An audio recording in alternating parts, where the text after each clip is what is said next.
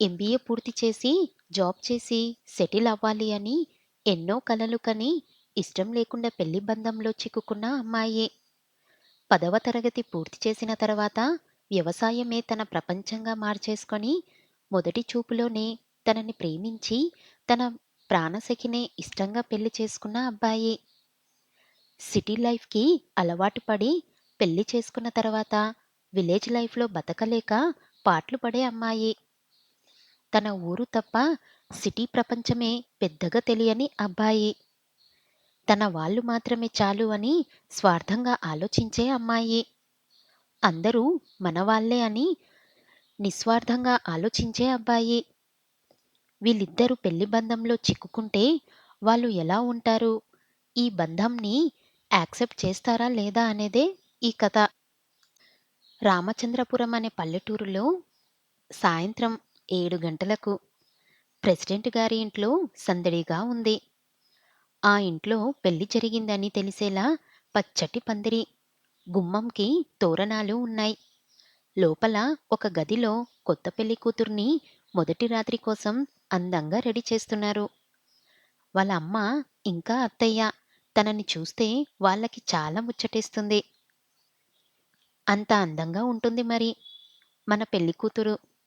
కానీ పెళ్లి కూతురి ముఖంలో సంతోషమే లేదు. ఏదో కోల్పోయిన భావనతో రెడీ అవుతుంది. బాధ, కోపం అనే మిక్స్డ్ ఫీలింగ్స్‌తో ఉంటుంది. మరి గదిలో పెళ్ళికొడుకు పరిస్థితి ఏంటో ఒకసారి చూద్దాం రండి. అందంగా అలంకరించిన గదిలో మంచం మీద కూర్చొని తన ప్రాణసఖి కోసం ఎదురు చూస్తున్నాడు మన పెళ్ళికొడుకు. పెళ్ళికూతురికి జాగ్రత్తలు చెప్పి గదిలోకి పంపిస్తారు. పెళ్ళికూతురు అమ్మ ఇంకా అత్తయ్య తను గదిలోకి అడుగుపెట్టిన క్షణమే మంచం మీద నుంచి లేచి నుంచొని తననే చూస్తూ ఉంటాడు. అతని కళ్ళకి చాలా అందంగా కనిపిస్తుంది ఆమె. పెళ్ళికూతురు గదిలోకి రావడమే తనని చూస్తున్న పెళ్ళికొడుకు వైపు చిరాకుగా చూసి, విసురుగా పాలు మంచం పక్కనే ఉన్న టేబుల్ మీద పెట్టి, కోపంగా పెళ్ళికొడుకుని చూస్తుంది. ఐషూ, ఏమైంది? అలా ఉన్నావ్? అని పెళ్ళికొడుకు అడుగుతాడు. ఐశ్వర్య, నా పేరు ఐశ్వర్య. నాకు నువ్వు ఐషు అని పిలిస్తే అస్సలు నచ్చదు అరవింద్.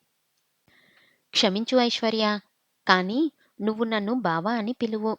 నాకు నువ్వు బావ అని పిలిస్తే నచ్చుతుంది. చూడు, నేను నిన్ను ఇష్టపడి చేసుకోలేదు బావ అని పిలవడానికి. మా అమ్మా, నాన్న బలవంతం వల్ల నిన్ను పెళ్లి చేసుకొని ఈ పల్లెటూరులో వచ్చి పడ్డాను అని విసుగ్గా అంటుంది. ఐషు మాటలకు అరవింద్‌కి షాక్ ఇంకా బాధగా ఉంటుంది. నేనంటే ఎందుకిష్టం లేదో తెలుసుకోవచ్చా? అని కష్టంగా అడుగుతాడు. సీరియస్‌గా, నువ్వు హా! ఆ ప్రశ్న నన్ను అడుగుతున్నావా?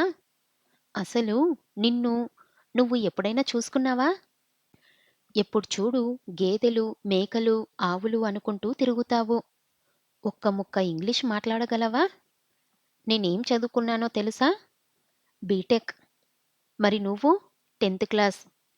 అలాంటిది నువ్వు నాకు ఎలా నచ్చావని అనుకుంటున్నావు? ఎంబీఏ చదివి మంచి జాబ్ చేసి హైదరాబాద్‌లోనే సెటిల్ అవ్వాలి అనుకున్నా.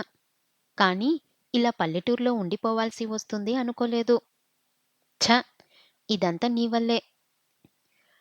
చూడు, అందరి ముందు మనం భార్యాభర్తలం. ఈ 4 గోడల్లో మన మధ్య ఎటువంటి సంబంధం లేదు. అలా కాదు అని నన్ను నువ్వు తాకాలని చూశావో, నేను సూసైడ్ చేసుకొని చస్తాను అని సీరియస్‌గా అంటుంది. ఐషు మాట్లాడిన మాటలకి తన మనసుకి చాలా బాధగా ఉంటుంది. వద్దు ఐశ్వర్య, నేను నువ్వు చెప్పినట్టే ఉంటాను. నువ్వేమి చేసుకోకు అని దిండి, దుప్పటి తీసుకొని నేల మీద ఏసుకొని పడుకుంటాడు. తర్వాత ఐషు ప్రశాంతముగా మంచం మీద పడుకుంటుంది. ఎన్నో ఆశలతో కొత్త జీవితాన్ని ప్రారంభించాలి అని అనుకున్న అరవింద్ మాత్రం ఆలోచనలతో నిద్దరికి దూరమవుతాడు. ఉదయాన్నే 7 గంటలకు మెలకువ వచ్చిన ఐషుకి గదిలో ఎక్కడా అరవింద్ కనిపియడు. రాత్రి కొంచెం ఎక్కువగా అరిచాను. ఇంట్లో ఎవరికైనా చెప్పి ఉంటాడా అని ఆలోచిస్తూ ఉంటుంది. ఇంతలో ఐషు వాళ్ళ అమ్మ రాధగారు వచ్చి, "ఐషు, ఫ్రెష్ అయ్యిరా. ఈరోజు నేను, నాన్న బయలుదేరుతున్నాము" అని అంటారు. ఏడుపు మొఖం పెట్టుకొని, "అమ్మా, ఇంకా కొన్ని రోజులు ఉండొచ్చు కదా" అని ఏడుస్తూ ఆవిడ ఒడిలో తల పెట్టుకుంటుంది.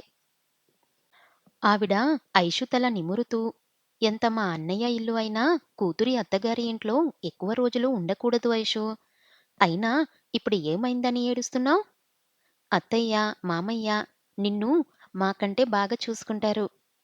ఇంకా అరవింద్ గురించి చెప్పాల్సిన అవసరం లేదు. వాడితో ఉంటే మేము గుర్తురాము. పద, లేచి రెడీ అయ్యివు" అని లేపుతారు. ఐషు రెడీ అయ్యి హాల్లోకి వస్తుంది. హాల్లో ఐషు అమ్మమ్మ సరస్వతి గారు, నాన్న కృష్ణ గారు, మామయ్య శేఖర్ గారు కూర్చొని మాట్లాడుకుంటూ ఉంటారు. వాళ్ళని చూసి చిన్న నవ్వు నవ్వి కిచెన్‌లోకి వెళ్తుంది. అక్కడ వాళ్ళ అమ్మ రాధగారు, అత్తయ్య వాణిగారు వంట చేస్తూ ఉంటారు. ఐషు వచ్చి వాళ్ళ అత్తయ్య ఇచ్చిన కాఫీ తాగుతూ అక్కడే ఉన్న కుర్చీలో కూర్చుంటుంది. ఐషు, నువ్వు ఇంకా చిన్న పిల్లవి కాదు. లేచి మాకు వంటలో సహాయం చెయ్యి అని కసురుతారు. ఐషు బుంగమూతి పెడుతుంది. అయ్యో! ఎందుకు వదినా పొద్దున్నే తిడతావు? అయినా నా కోడలు ఈ పనులు అవి చెయ్యడానికి నేను ఒప్పుకోను. నువ్వు తనని ఏమీ అనకు. మా మంచి అత్తయ్య అని బుగ్గ మీద ముద్దు పెడుతుంది. సరిపోయింది. నువ్వు కూడా ఏంటి వదినా? ఎంత మేనకోడలైతే మాత్రము ఇంత గారాబం చెయ్యాలా? అని మూతి తిప్పుకొని అందర్నీ బ్రేక్‌ఫాస్ట్ కోసం పిలవడానికి హాల్లోకి వెళ్తారు. వెళ్తున్న రాధగారిని చూసి ఐషు ఇంకా వాణిగారు నవ్వుకుంటారు. అందరూ డైనింగ్ టేబుల్ దగ్గర కూర్చుంటారు. అదే టైంకి అరవింద్ బయట నుండి వస్తాడు. ఏంటల్లుడు, పొద్దున్నే బయటికి వెళ్ళినట్టున్నావ్? హా మామయ్య, పొలానికి బోర్ పెట్టేసి వస్తున్నా. అవన్నీ తర్వాత.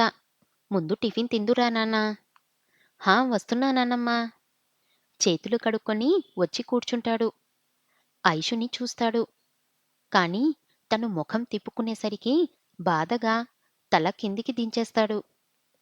ఇదంతా సరస్వతి గారి కళ్ళు దాటిపోదు. ఐషూ, నీ మొగుడికి టిఫిన్ పెట్టు. ఐషు టిఫిన్ పెడుతుంటే కామ్గా తింటున్నాడు. కిచెన్ నుండి అప్పుడే బయటికి వచ్చిన రాణిగారు అరవింద్ ప్లేట్‌ని చూసి, "ఏమైంది నాన్నా?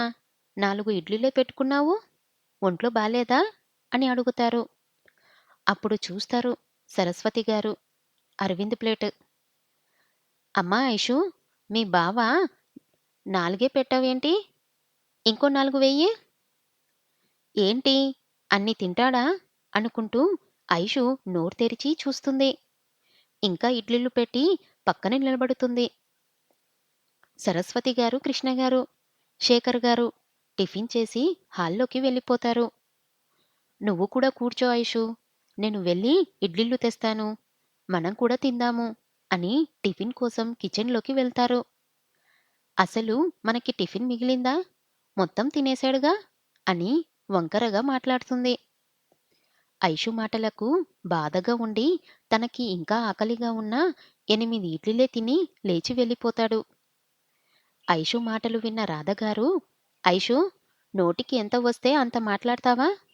చూడు, ఇంకోసారి నువ్వు ఇలా ప్రవర్తించావో మీ నాన్నకి చెప్పాల్సి వస్తుంది" అని కోపంగా అంటారు. వాళ్ళమ్మ మాటలకు ఏడుస్తూ తన గదిలోకి వెళ్ళిపోతుంది ఐషు. అప్పుడే అక్కడికి వచ్చిన వాణిగారు, "అయ్యో! ఏమైంది? ఐషు ఏడుస్తూ వెళ్తుంది. టిఫిన్ కూడా చెయ్యలేదు. ఒకరోజు తినకపోతే ఏమి కాదులే వదినా.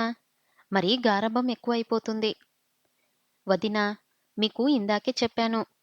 మా ఇంటి మహాలక్ష్మిని ఏడిపించకండి" అని అంటూ టిఫిన్ తీసుకెళ్తుంటే ముందు నుంచి అక్కడ జరిగింది మొత్తం చూసిన సరస్వతి గారు, "ప్లేట్ ఇటివ్వు వాణి.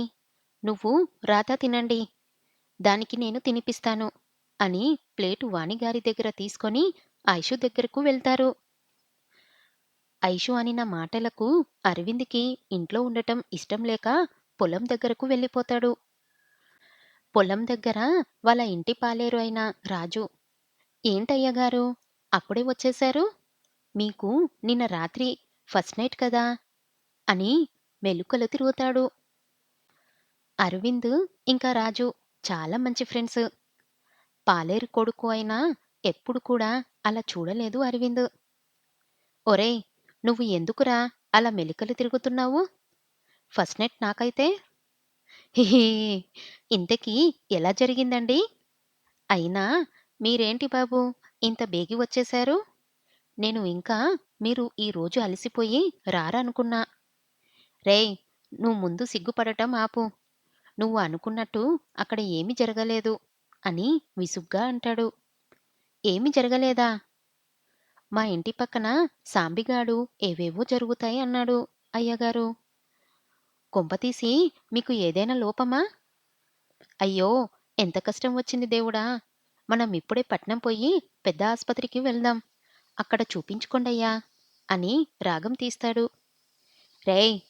కొట్టానంటే ఊరి అవతలకి పోతావు" అని నిన్న రాత్రి జరిగిన విషయం రాజుకి చెబుతాడు. సరస్వతి గారు టిఫిన్ పట్టుకొని ఐషు దగ్గరకు తీసుకొని వెళ్తారు. అక్కడ ఐషు మంచం మీద పడుకొని ఏడుస్తూ ఉంటుంది. అనాల్సిన మాటలన్నీ మన అరవింద్‌ని అని ఇది ఏడుస్తుంది చూడండి. "అమ్మా ఐషూ! లేరా! నీకోసం టిఫిన్ తీసుకొని వచ్చాను. నాకేమీ వద్దు. నీ కూతురికి పెట్టుకో అమ్మమ్మా" అని అటు తిరిగి పడుకొని ఏడుస్తుంది. అమ్మో! మా ఐషు అలిగింది. ఉండు, మీ అమ్మని చెడామడా తిట్టేస్తాను. ఇంకా దాని కూతురు అనుకుంటుందేమో, ఈ ఇంటి కోడలిని మహాలక్ష్మిని ఏడిపిస్తుందా అని సీరియస్‌గా అంటారు. లేచి కూర్చొని, "అమ్మమ్మ, కొంచెం ఎక్కువ అయిందని నీకు అనిపియట్లేదు? నువ్వు మా అమ్మని తిట్టడం, నేను చూడడం. హాహాహా! ఎందుకే అంత కోపం? మీ అమ్మ గురించి తెలిసిందేగా? అయినా నువ్వు అక్కడ మాట్లాడిన మాటలన్నీ నేను విన్నాను. ఎంత బావమరదలైనా నువ్వు అలా అనకూడదు ఐషమ్మ." ఐషుకి ఇడ్లీ తినిపిస్తూ, "ఒకటి చెప్పనా ఐషు? పెళ్లి బంధం అనేది చాలా గొప్పది. ఇంట్లో వాళ్ళో, చేసుకునే వాళ్ళో నిర్ణయిస్తే జరిగేది కాదు. ఆ భగవంతుడు ఎప్పుడో నిర్ణయిస్తాడు. భార్యాభర్తల మధ్య ఎన్నైనా ఉండొచ్చు. కానీ నలుగురిలో భర్త గౌరవం కాపాడితేనే ఆ ఇంటికి ఇల్లాలు అందం. ఆలోచించుకో" అని టిఫిన్ తినిపించి బయటికి వెళ్ళిపోతారు. ఐషు ఆలోచిస్తూ గదిలో ఉండిపోతుంది. అరవింద్ రాజుని నిన్న రాత్రి జరిగిన విషయం చెబుతాడు. రాజు, "బాధపడకండి బాబూ. పట్నంలో చదువుకున్న అమ్మాయి కదా! కోరికల్ని అన్నీ వదిలేసి ఇక్కడికి రావడం అంటే ఎంతో కొంత బాధ ఉంటుంది కదా! మీరు భర్త, అందులోనూ బావ, మీ మధ్య చనువుతో అలా మాట్లాడి ఉంటారు. మనసులో ఏమీ పెట్టుకోకండి బాబూ. అయినా మన ఐషు అమ్మ గురించి మనకి తెలీదా? చిన్నపాటి నుండి ముక్కు మీద కోపం. ఎంత కోపమున్నా చిన్నప్పుడు ఊరు వచ్చేటప్పుడు మిమ్మల్ని వదిలేవారు కాదు. ఇప్పుడు కూడా అంతే ఉంటారు. మీరు దిగులు పడకండి." "నిజమేరా! చిన్నప్పుడు ఇక్కడికి వచ్చినప్పుడు నేను తినిపించకపోతే తినేదే కాదు. అలిగి కూర్చునేది" అని నవ్వుకుంటూ అంటాడు. "అది మీరు అలా నవ్వుతూ ఉండాలి ఎప్పుడూ. నేను ఈ పనులు చూసుకుంటాను బాబూ. మీరు వెళ్ళి ఇంట్లో వాళ్ళతో గడపండి. ఎప్పుడూ ఈ పనులు ఉండేవేగా" అని అరవింద్‌ని పంపిస్తాడు. సరస్వతి గారు మాట్లాడి వెళ్ళిన తర్వాత ఐషు ఆలోచిస్తూ మధ్యాహ్నం వరకు గదిలో ఉండిపోతుంది. అరవింద్ ఇంటికి వచ్చిన తర్వాత మధ్యలో భోజనాలు కూడా అయిపోయాక మధ్యాహ్నం 3 గంటలకు రాధ ఇంకా కృష్ణ గారు హైదరాబాదు వెళ్ళడానికి రెడీ అవుతారు. అమ్మా, నాన్న వెళ్తుంటే ఏడుస్తుంది ఐషు. "ఐషూ! అల్లరి చేయకుండా అత్తయ్యకి వంటలో హెల్ప్ చేస్తూ ఉండు.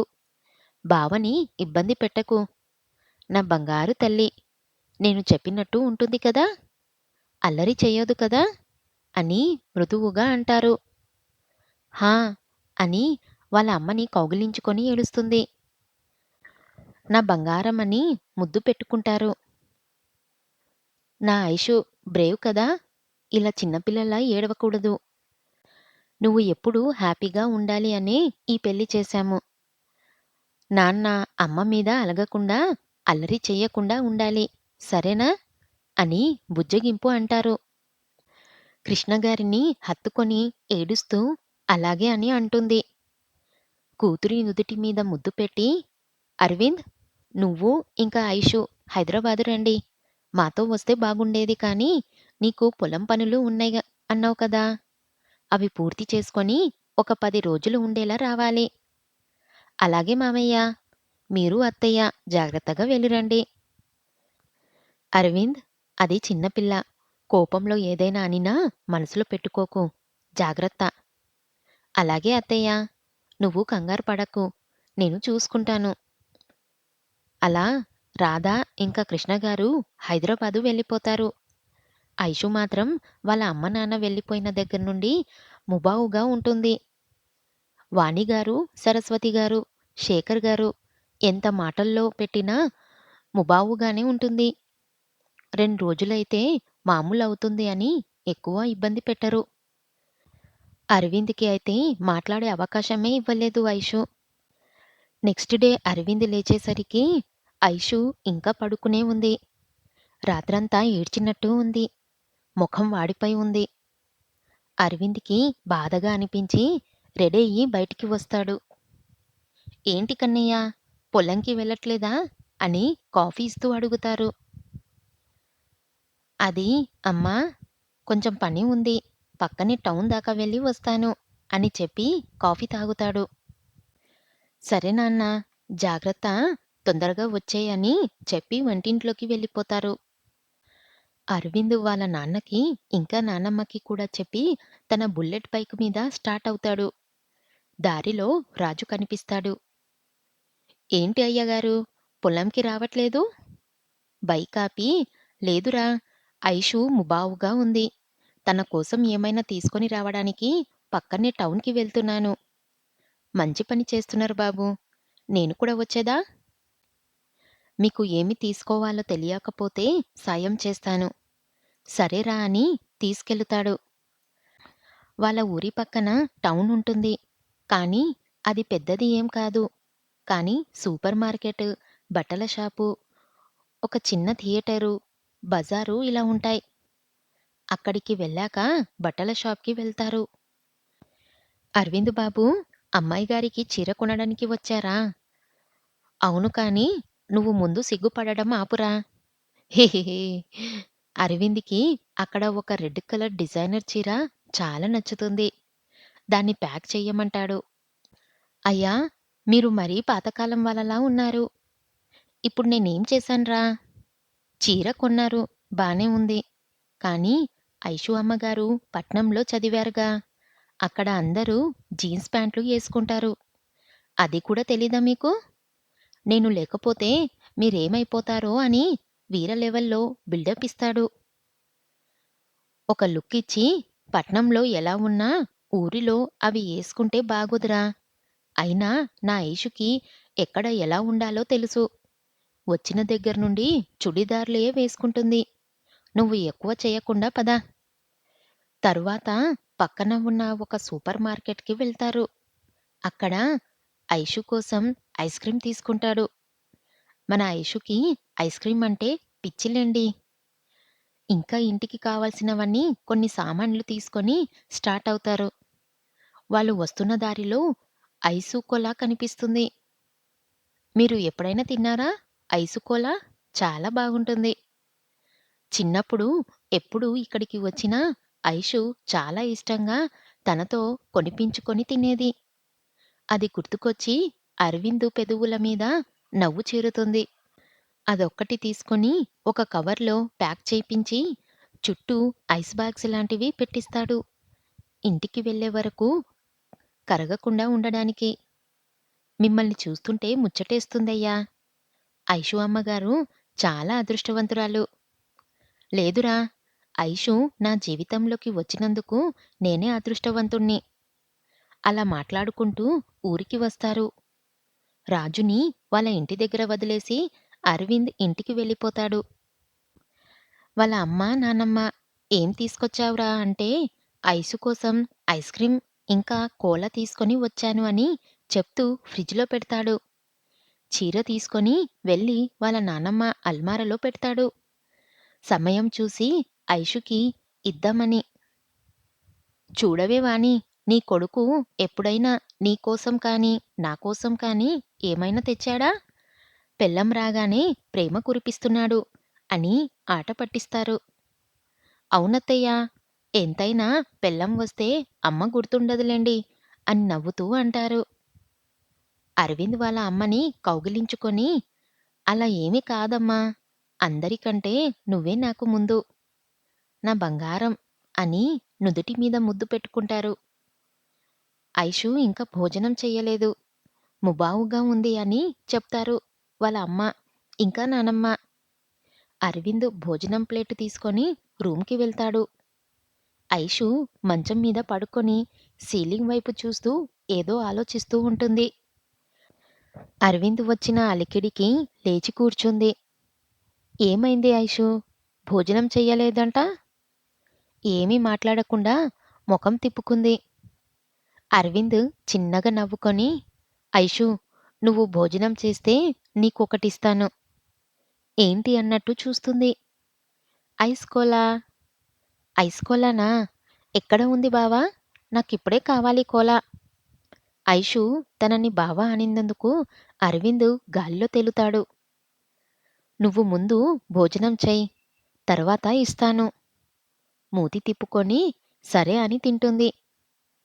తినేశాను కదా! ఇప్పుడు ఇవ్వు. ఫ్రిడ్జ్‌లో పెట్టాను. తీసుకోమా.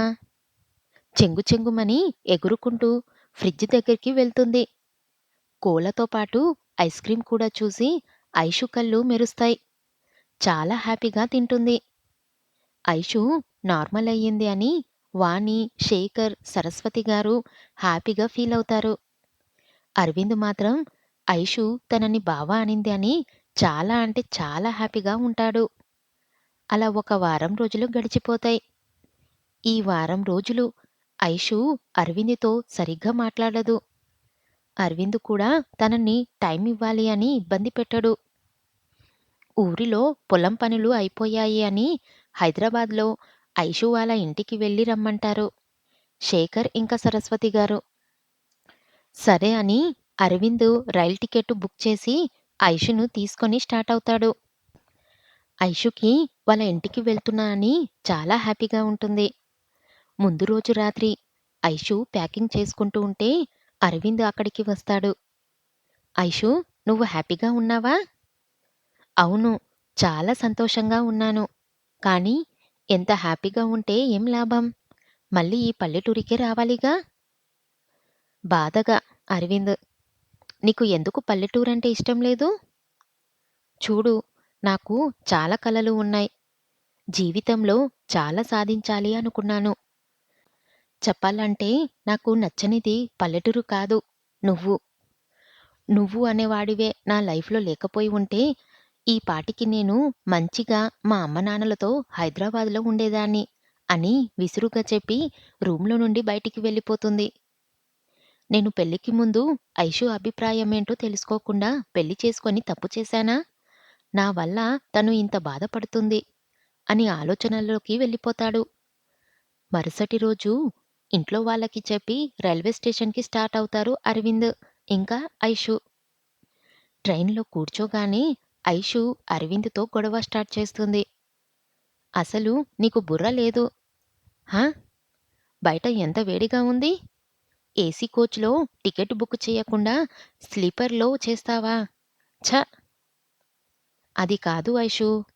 నేను టికెట్టు తీసుకుంటున్నప్పుడు వాళ్ళు స్లీపర్‌లో టికెట్లు ఉన్నాయి అని చెప్పారు. ఏసీవి అయిపోయాయి అన్నారు. వాళ్ళయిపోయాయి అంటే నాకు చెబితే నేను ఆన్‌లైన్‌లో తాత్కాల్ బుక్ చేసేదాన్ని కదా! లేకపోతే ఏసీ బస్‌కి అయినా బుక్ చేసేదాన్ని కదా! అయినా నిన్ను అని ఏమి లాభంలే. మా అమ్మ నాన్నని అనాలి. ఇలాంటి చదువుకోని వాడికి ఇచ్చి పెళ్లి చేసినందుకు. ఛ! అంతా నా కర్మ అని తల పట్టుకొని కూర్చుంటంది. చుట్టూ ఉన్న మిగిలిన ప్రయాణికులు వీళ్ళని చూసి గుసగుసలాడుతారు. అరవింద్‌కి చాలా అవమానంగా అనిపిస్తుంది. ఇంతలో ట్రైన్ స్టార్ట్ అవుతుంది. అరవింద్‌కి చుట్టూ అందరూ వాళ్ళ గురించి మాట్లాడుకుంటూ ఉంటే బాధగా అనిపించి అక్కడి నుండి లేచి డోర్ దగ్గరికి వెళ్లి నించొని ట్రైన్‌ని బయటకు చూస్తూ ఆలోచిస్తూ ఉంటాడు. ఐషు విసుగ్గా వెళ్తున్న అరవింద్‌ని చూసి ఇయర్ ఫోన్స్ పెట్టుకొని పాటలు వింటూ రిలాక్స్ అవుతది. అరవింద్ చాలాసేపు తలుపు దగ్గరే ఉంటాడు. తరువాత లోపలికి వస్తాడు డిన్నర్ టైంకి. ఇద్దరూ ఏమీ మాట్లాడకుండా వాణిగారు పెట్టిన ఫుడ్ తినేసి ఎవరి బెర్త్‌కి వాళ్ళు వెళ్ళిపోయి పడుకుంటారు. ఐషుకేమో ఇంకా కొన్ని గంటల్లో వాళ్ళ అమ్మానాన్నని చూస్తాను అని హ్యాపీగా పడుకుంటుంది. అరవిందేమో పెళ్ళైన అప్పట్నుండి జరిగిన విషయాలు తలుచుకొని నిద్రకి దూరమవుతాడు. మరుసటి రోజు ఉదయం ఐషుని వాళ్ళ ఇంటికి క్యాబ్ బుక్ చేస్తుంది. అరవింద్ ఏమీ మాట్లాడకుండా ఐషుతో పాటు ఎక్కి ఐషు వాళ్ళ ఇంటికి వెళ్తారు. ఇక్కడ రాధగారి ఇంట్లో కృష్ణగారు ఇంకా రాధగారు ఎప్పుడెప్పుడు అల్లుడు, కూతురు వస్తారా అని ఎదురు చూస్తూ ఉంటారు. అన్నట్టు ఐషు వాళ్ళ ఇంటి గురించి చెప్పాలి కదా! అప్పర్ మిడిల్ క్లాస్ ఏరియాలో ఒక చిన్న సైజు డూప్లెక్స్ ఇల్లు కట్టుకుంటారు కృష్ణగారు. బయట క్యాబ్ శబ్దం వినిపించి ఎర్ర నీళ్లు తీసుకొని గుమ్మం దగ్గరికి వస్తారు రాధగారు. ఆగండి ఆగండి, ఎంతమంది కళ్ళు పడ్డాయో ఏంటో, దిష్టి తీస్తాను అని దిష్టి తీస్తారు. అయిపోయాక లోపలికి వచ్చి ఐషు వాళ్ళ అమ్మా నాన్నని కౌగిలించుకొని చాలా హ్యాపీగా వాళ్ళతో ఉంటుంది. అరవింద్ ఐషు ముఖంలో సంతోషం చూసి హ్యాపీగా ఫీల్ అవుతాడు. కృష్ణగారు ఇంకా రాధగారు అల్లుడిని పలకరించి ఇంట్లో అందరి గురించి అడుగుతారు. తరువాత వాళ్ళిద్దరూ ఫ్రెష్ అయ్యి వచ్చి బ్రేక్‌ఫాస్ట్ దగ్గర కూర్చుంటారు. అల్లుడు, ఎలాగో హైదరాబాద్ వచ్చారు కదా! నువ్వు ఎప్పుడో చిన్నప్పుడు వచ్చావు ఇక్కడికి. ఈ రోజంతా రెస్ట్ తీసుకొని రేపు అలా సరదాగా ఇద్దరు తిరిగేసి రండి.